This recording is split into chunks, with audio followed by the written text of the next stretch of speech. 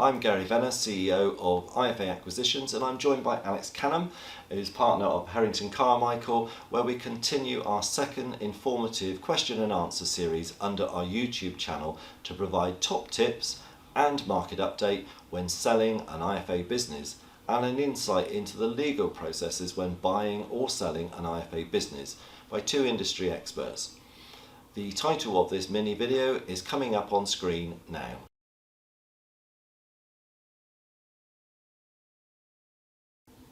So Alex, we've talked about how does a vendor protect themselves, with adjustments, etc. on there.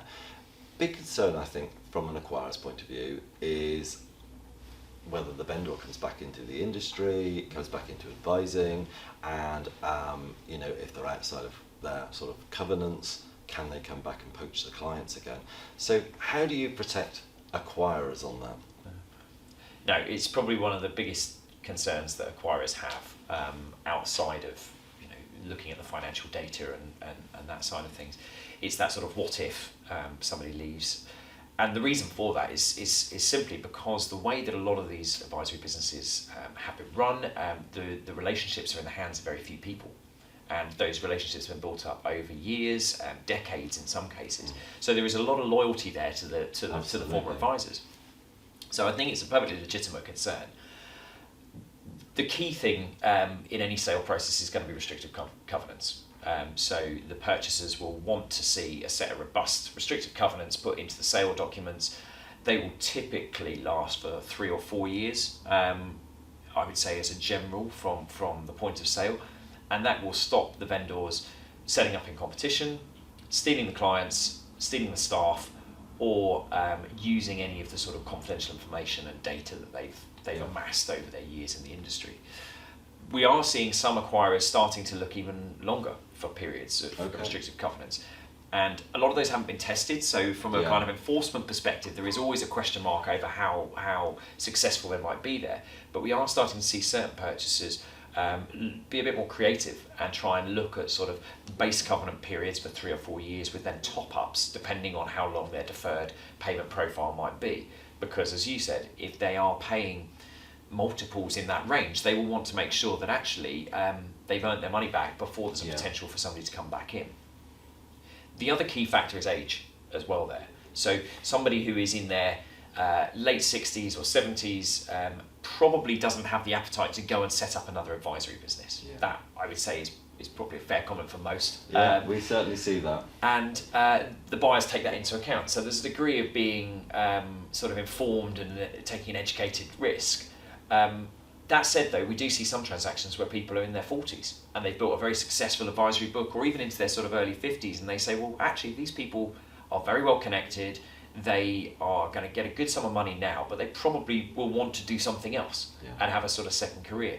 And they may have no appetite to go and do the same again, but the risk is still there. Absolutely. And particularly for buyers that are paying either top money or have institutional funders like private equity, they are very keen to make sure that those people are not just subject to existing covenants, but also we're seeing them frequently try and tie them in with some equity.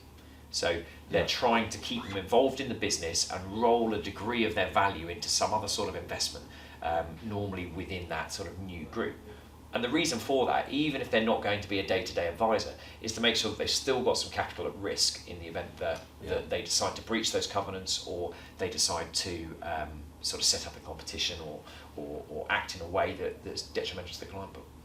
Yeah, I fully understand that. I mean, I suppose at best, an acquirer would say, well, you can't ever come back into the industry in perpetuity, sort of thing. But we know that would be a flaw if you did that. You have to limit it because a court would probably rule that out and say the whole contract is null and void if that's the case. So it's getting that pitch, isn't it? That 3 to 5 years, correct. And importantly, restrictive covenants from a legal perspective, the start point is that they're always void. They're a restrictive trade, and that's the sort of best way to look at it from any perspective. Because if you want to enforce an enforceable, robust covenant, going in with your sort of standard template covenant and sticking a number in it that feels right is probably not going to work in practice. So actually building a bespoke covenant when you're an acquirer is really important, and working with your lawyers to say, okay, who is subject to the covenant, what is subject to the covenant, and for how long.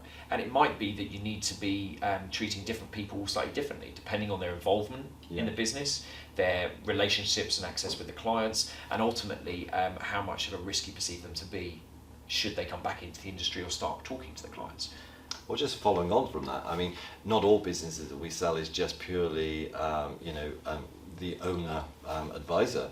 There will be a lot of businesses that we're selling where there are a team of advisors, and they're not caught up in this covenant because they're not party to the sale, but they are employees. So how do you make sure that those non-compete clauses are in place for those advisors? Yeah. So for the staff, there's a few ways to approach that. Because they're employees and they're not shareholders or owners of the business, we can't tie them into the contract, as you rightly said, because they haven't got anything to sell. They're just part of that. So the first stage for an acquirer would be to do some proper diligence. You might take a view on lots of the other aspects of the business, but looking at the staff contracts and making sure they're enforceable and they're binding and that they exist, because I have had that before, where they think they exist and they don't. And importantly, that the covenants are enforceable, so that they've been properly constructed, that they've been fairly drafted, and that they're up to date. We often see people who have been employees in a business for 10, 15 years, for example, and they signed a contract when they were the junior administrator, and now they're one of the senior advisors. And that covenant is probably not going to be proportionate or potentially not even enforceable now because of changes in law. So it really creates a big risk for a buyer if they don't do that element of diligence.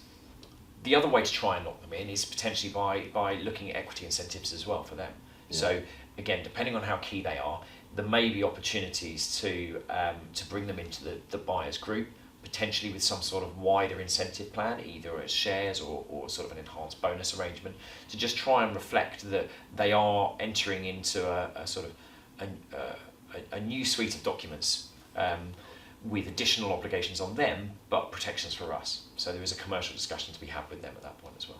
Yeah, I think so, because hindsight's a wonderful thing, but if you are a seller of a business and you hadn't got all of your contracts with the correct clauses, and like you say, some people might have come up through the ranks, become an advisor, but at the time they joined there was no need to have a non-compete clause, but it's got missed.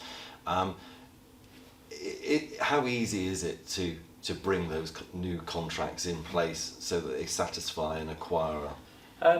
It's challenging, I'm not going to lie, because of, particularly if you're in a scenario where you're selling the trade and assets and the cheapy provisions that we talked about earlier, putting a new contract of employment in place, it needs to be done generally by consent. That is the sort of general rule. So there is often an incentive or a sweetener that is used to encourage them to enter into those terms. And to ensure that they are enforceable, making sure that they were given what we call consideration for entering into those new covenants is important. Because if it was sort of just presented to them as a sort of a fait accompli and just sign here, the chances are they're not going to be enforceable. So the process in which you address that scenario and how you engage with the employees is going to be one of the important factors, even if they've just signed something that on the face of it looks great.